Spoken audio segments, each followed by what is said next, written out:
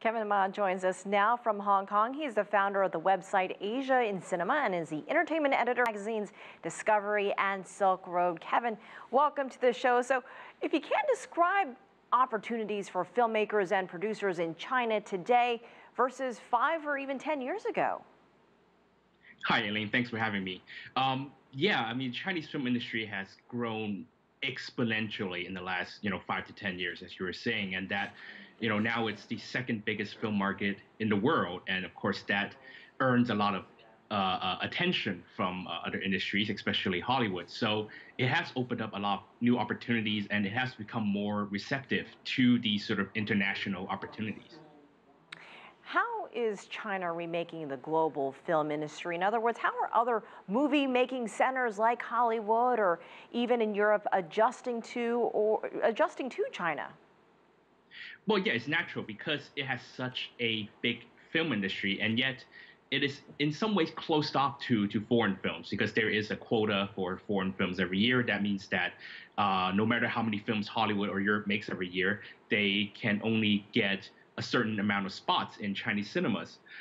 So that means that they're looking for a lot of co-production opportunities in China. For example, last year you had The Great Wall, the Hollywood U.S. co-production that had American and Chinese actors with a Chinese director.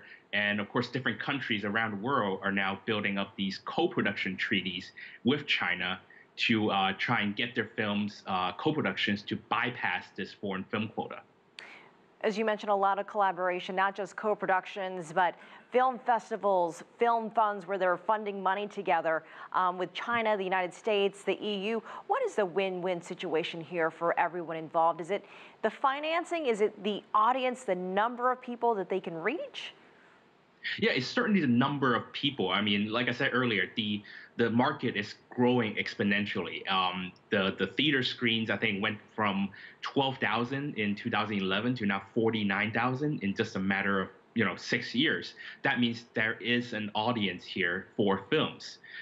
So having co-production treaties like this would allow these films to tap into this market that is still largely, that still has a lot of potential, I think, for growth.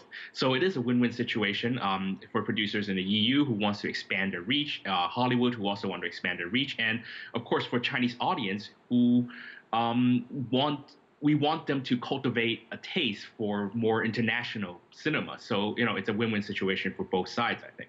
So what does the future hold for China's movie industry, and what advice would you have for filmmakers, producers outside of China about the Chinese audience? What should they know when making movies or helping make movies or co-producing movies tailored to that audience?